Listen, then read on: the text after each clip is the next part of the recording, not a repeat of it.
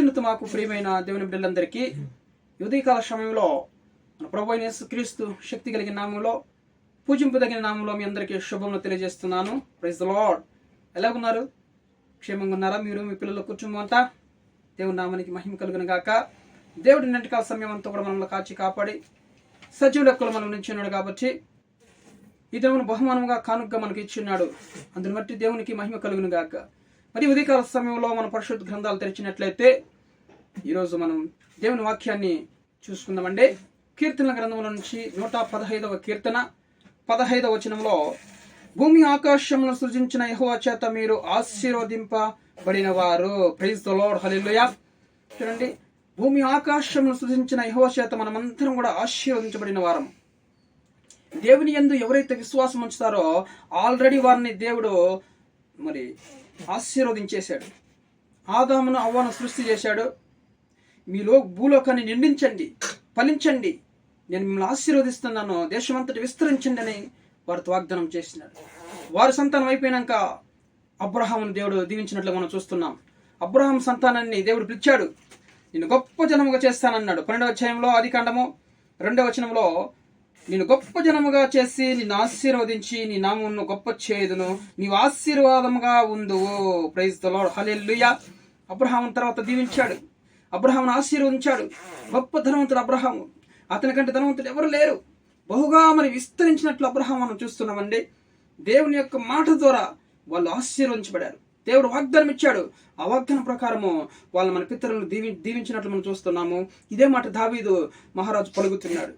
మీరు భూమి ఆకాశం సృజించిన యెహోవా చేత మీరు ఆశీర్వదించబడిన వారు అంటున్నారు. అతను అబ్రహాం తర్వాత ఇస్సాకును కూడా మనము 26వ అధ్యాయంలో దీవించినట్లు మనం చూస్తున్నాం. ఇస్సాకును దేవుడు దీవించాడు. ఇస్సాకుని అన్ని విధాలుగా అంచెలంచెలుగా హెచ్చించి అతను ఆశీర్వదించాడు. నేను నా మాట ప్రకారము నువ్వు చేసినట్లయితే నేను ఆశీర్వదిస్తానన్నాడు. ఆ తర్వాత ఇస్సాకును దేవుడు బహుగా ఆశీర్వదించినట్లు మనం చూస్తున్నాం. ఇస్సాకు తర్వాత యాకోబును దేవుడు దీవించినట్లుగా మనం చూస్తున్నాం. యాకోబును కూడా దేవుడు బహుగా దీవించి ఆశీర్వదించాడు. అతన్ని దీవించి అతనికి సర్వసమృద్ధి కలిగించాడు. నీకు తోడే ఉంచాను, నిన్ను ఆశీర్వదిస్తానన్నాడు. ఈ వాగ్దానాలన్నీ కూడా భూమి ఆకాశం సృజించిన యెహోవా చేత వాళ్ళు ఆశీర్వదించబడిన వారు మేము చూస్తున్నామని దావీదు ఆ పితరులను దీవించిన దేవుడని అతడు సాక్ష్యం పలుకుతున్నాడు అన్నమాట. అతని తర్వాత మరి మోషేను ఆశీర్వదించాడు, యెహోషువను దేవుడు దీవించాడు. ప్రతి ఒక్కరిని కూడా దేవుడు దీవించి ఆశీర్వదించినాడు. ఆయన ఎంత ఎవరు విశ్వాసం ఉంచుతారో ఖచ్చితంగా ఈ వాగ్దానాలన్నీ కూడా వాళ్ళు సొంతం చేసుకుంటారండి. మరి భూమి ఆకాశం సృజించిన గొప్ప దేవుడు కదా ఆయన చేత మీరందరూ కూడా దీవించబడిన వారు. దీవెనలు ఎప్పుడు మనకు వచ్చేస్తాయి.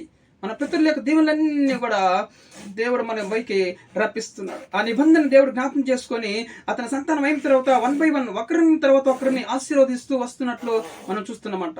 ఈ రోజు కూడా నువ్వు దేవుని ఎంత విశ్వాసం ఉంచినావు కదా, అబ్రహాం యొక్క సంతానం కదా మనము. కాబట్టి మనల్ని కూడా దేవుడు ఖచ్చితంగా దీవించి ఆశీర్వదించబడిన వారమే మనం. ఇంకా దీంట్లో ఏ ప్రాబ్లం లేదు, ఏ మిస్టేక్ లేదు. ఇంకా మనం కూడా దీవించబడిన వారమే, ఆశీర్వదించబడిన వారమే మన దేవుడైన యెహోవా చేత. దేవుని నామానికి మహిమ కలుగును గాక. మరి ప్రారంభం చేసుకుందామండి. తండ్రి, మీ ఘనమైన నామాన్ని మేము స్తుతిస్తున్నాం ప్రభువా. ఈ మాటను దీవించండి, ఆశీర్వదించండి అయా. మీ యందు విశ్వాసం ఉంచిన ప్రతి ఒక్కరి జీవితాల్లో మా పితరులను దీవించినట్లు ప్రతి ఒక్కరిని కూడా దీవించి గొప్ప కార్యం జరిగించి మీ నామానికి మహిమ తెచ్చుకోమని యేసుక్రీస్తు నామములో పరలోకపు తండ్రి, ఆమేన్.